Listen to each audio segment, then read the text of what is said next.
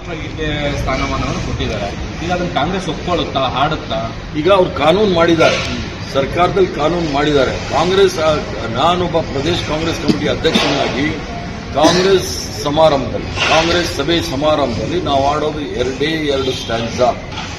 1896ನೇ ಇಸ್ವಿಯಿಂದ 2026 ಏನು ಆಡ್ಕೊಂಡು ಬಂದಿದ್ದೀವಿ ಅದನ್ನೇ ನಾವು ಆಡೋದು. ಪೂರ್ಣಗೀತೆ ನಾವು ಆಡೋದಿಲ್ಲ ಕಾಂಗ್ರೆಸ್ ಸಭೆ ಸಮಾರಂಭದಲ್ಲಿ. ಅದು ನನ್ನ president of Congress party, Pradesh Congress committee ಅಧ್ಯಕ್ಷನಾಗಿ ಇದು ನನ್ನ ನಿರ್ಣಯ. ಈಗ ಕಾಂಗ್ರೆಸ್ ಸರ್ಕಾರ ಕೂಡ ಇದೆ ಸರ್. ಈ ಸರ್ಕಾರದ ಕಾರ್ಯಕ್ರಮಗಳು ಬಂದಾಗ ಕಾನೂನನ್ನ ಪಾಲನೆ ಮಾಡಬೇಕಾಗುತ್ತೆ. ಸರ್ಕಾರ ಪಾರ್ಟಿ ಸರ್ಕಾರ ಇರ್ಬೋದು, ಮತ್ತು ಅದು ಜನಗಳ ಸರ್ಕಾರ. ಕಾನೂನು ಏನಿದೆ ಅದನ್ನು ಅವ್ರು ಸರ್ಕಾರದವರು ಪಾಲನೆ ಮಾಡ್ತಾರೆ. ಅದರಲ್ಲಿ ಏನು ತಪ್ಪು ಅಂತ ನಾನು ಅನಿಸೋದಿಲ್ಲ. ಅದು ನಾವು ಸರಿ ತಪ್ಪು ಆಮೇಲೆ ಇನ್ನೊಂದ್ಸರಿ ಲೋಕಸಭೆಯಲ್ಲಿ ಚರ್ಚೆ ಆಗ್ತಿರುತ್ತೆ. ಸರ್ಕಾರದಲ್ಲಿ ಅದನ್ನು ಮಾಡಬಾರ್ದು ಅಂತ ನಾನು ಹೇಳೋದಿಲ್ಲ. ಸರ್ಕಾರ ತೀರ್ಮಾನ ತೆಗೆದುಕೊಳ್ಳಿ, ಕಾನೂನು ಮಾಡಿದ್ಮೇಲೆ ಅದನ್ನು ಪಾಲನೆ ಮಾಡಬೇಕಾಗುತ್ತೆ. ಈಗ ಮೊನ್ನೆ AICC ಕಚೇರಿಯಲ್ಲೂ ಕೂಡ ಸೋನಿಯಾ ಗಾಂಧಿ ಅವರು ನಿಲ್ಲಿಸಿದ್ರು, ಖರ್ಗೆ ಅವರು ನಿಲ್ಲಿಸಿದ್ರು ಅನ್ನೋದು ಬಹಳ ಮುಖ್ಯ. ಅದು ಭಾರತೀಯ ಜನತಾ ಪಾರ್ಟಿ RSS ಅವರ ಕುತಂತ್ರ ಮತ್ತು ಷಡ್ಯಂತ್ರ. ಸೋನಿಯಾ ಗಾಂಧಿ ಅವರು ಹೇಳಿದ್ದು ಅಲ್ಲಿ ಹಾಡು ಹೇಳೋ ಸಂದರ್ಭದಲ್ಲಿ ತಪ್ಪಾಗಿ ಹೇಳ್ತಾ ಇದ್ದಾರೆ, ಅದನ್ನ ಸರಿ ಮಾಡ್ಕೊಳ್ಳಿ ಅಂತ ಹೇಳಿದ್ರು.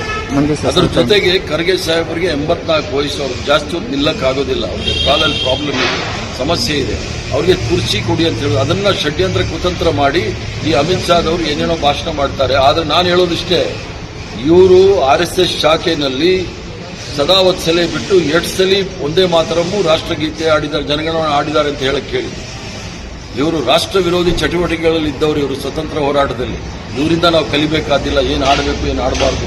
ಅಲ್ಲ, ಇದೇ ಹೊತ್ತಲ್ಲಿ ರಾಹುಲ್ ಗಾಂಧಿ ಅವರು ಮಾತಾಡಿರೋದೊಂದು ಆಡಿಯೋ, ಅಂದ್ರೆ ವಿಡಿಯೋ ಆಡಿಯೋ ಎರಡೂ ಕೂಡ ಇದಾಗಿದೆ. ಅದರಲ್ಲಿ ನಾವು ಆಡೋದಿಲ್ಲ ಇದು ಅನ್ನೋದು ನಾವು ಹೇಳ್ತಾ ಇರೋದು. ಈಗ ರಾಹುಲ್ ಗಾಂಧಿ ಅವರು ಏನು ಹೇಳಿದ್ರು ಅಂತ ನಾನು ಕೇಳಿಲ್ಲ.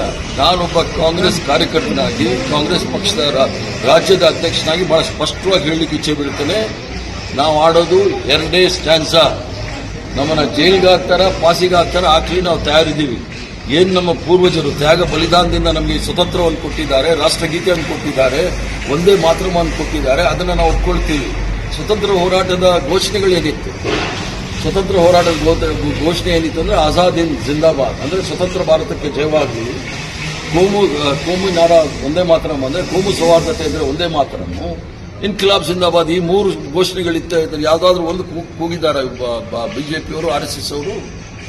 ಅಂದರೆ ಸ್ವತಂತ್ರ ಹೋರಾಟದ ವಿರುದ್ಧ ಬ್ರಿಟಿಷರ ಏಜೆಂಟ್ಗಳಾಗಿದ್ದಂಥವರಿಂದ ನಾವು ಕಲಿಬೇಕಾಗ್ತದೆ.